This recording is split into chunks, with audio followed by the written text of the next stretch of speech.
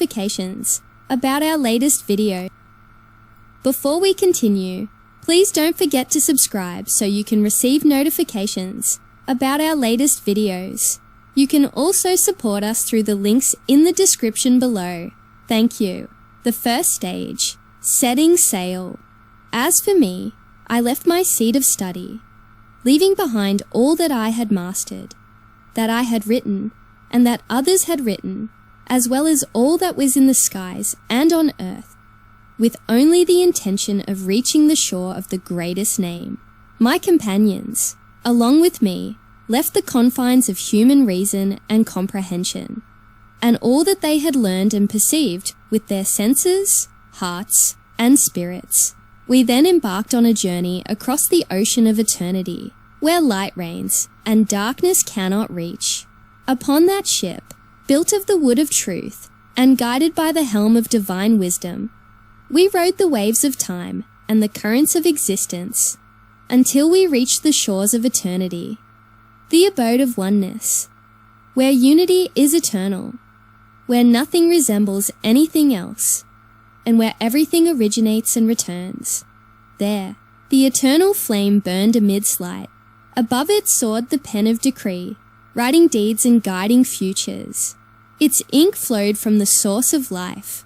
Below it swam the essence of beings, moving from one womb to another, passing from one form to another, yet never ceasing to be what it truly is. Above the flame, 5 names were inscribed, each containing 99 letters, and between them stretched the curtain of existence, concealing the unutterable, the indescribable, the incomprehensible. These 5 names signify all existence, all forms, all orders, all levels, all realities, all imaginables, and all mysteries. Each name encompasses everything, and everything is contained within them. From the eternal flame flowed rivers of light, cascading over these 5 names, giving rise to the 7 heavens, the 7 earths, the 4 elements, and all forms. From these same sources flowed the arts, the skills, the crafts, the trades, the means and ways, the instruments and tools, the signs, the portents, the omens and the languages, as well as all else that distinguishes people, all knowledge and all that fills the minds. They are all interconnected and interdependent. Each derives its existence from the other, and together they form a tapestry of existence. From the celestial sphere of light descended 3 birds. Their feathers were adorned with all colors, and they sang songs whose notes produced all harmonies and all melodies. Each bird symbolized a state of being, and together they represented the entirety of creation. Each bird held a branch in its beak, and from these branches emerged the souls of humanity. Each soul is like a drop of water from the sea of existence, reflecting the light of knowledge and understanding. They are all linked, and the closer they get, the brighter they shine. The more distant they become, the dimmer they fade. And beneath the heaven of oneness, surrounded by light, we heard the voice of the Lord of the worlds, proclaiming, "I am He, there is none like unto me." And we witnessed the unfolding of all things from the beginning to the end. And we saw the essence of all things and their connection to each other. We observed how everything is guided toward its ultimate purpose, how everything is created from potential into actuality, how everything is brought forth from non-existence into existence, and how everything is sustained in its state.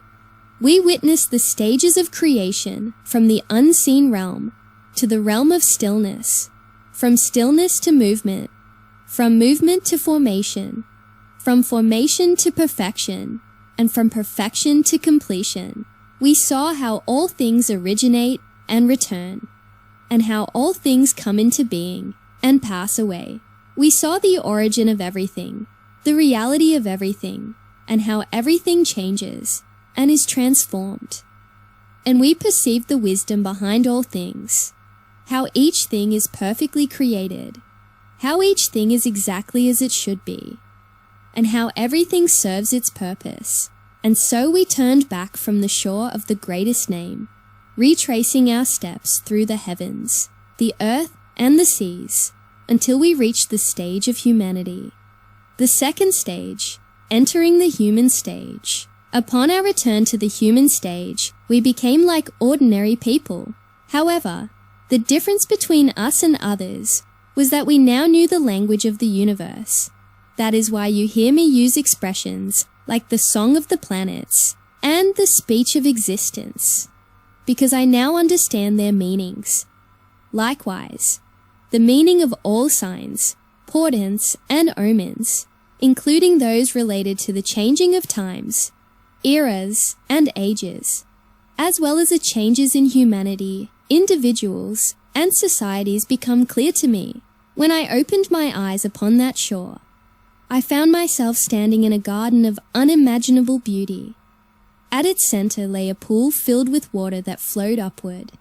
Defying gravity, from that pool, the water ascended without spilling, forming a dome overhead and enveloping the garden in all its glory. And from the depths of that pool emerged 7 lotuses, each flower containing a light that shone brightly, illuminating the surroundings with 7 different colors. These 7 lights formed a circle around the pool, and from their depths arose 7 celestial beings, each holding a scroll bearing a unique sign.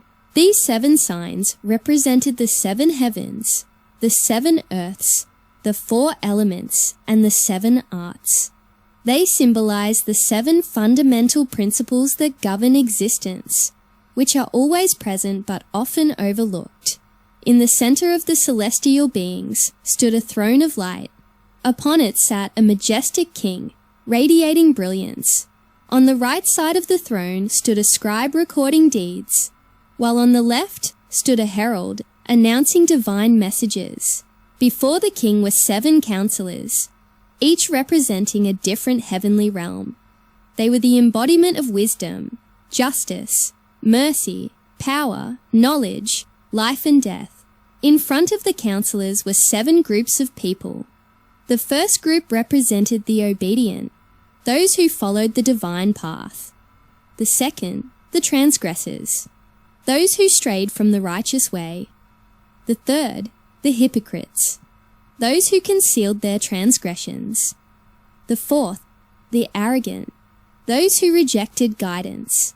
The fifth, the humble, those who sought forgiveness.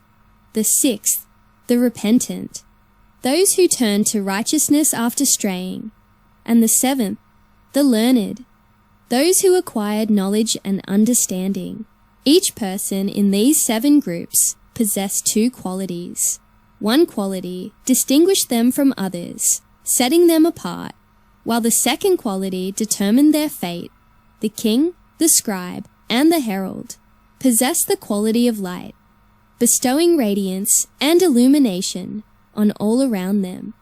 The 7 counselors possessed the quality of speech, enabling them to communicate divine messages and convey wisdom.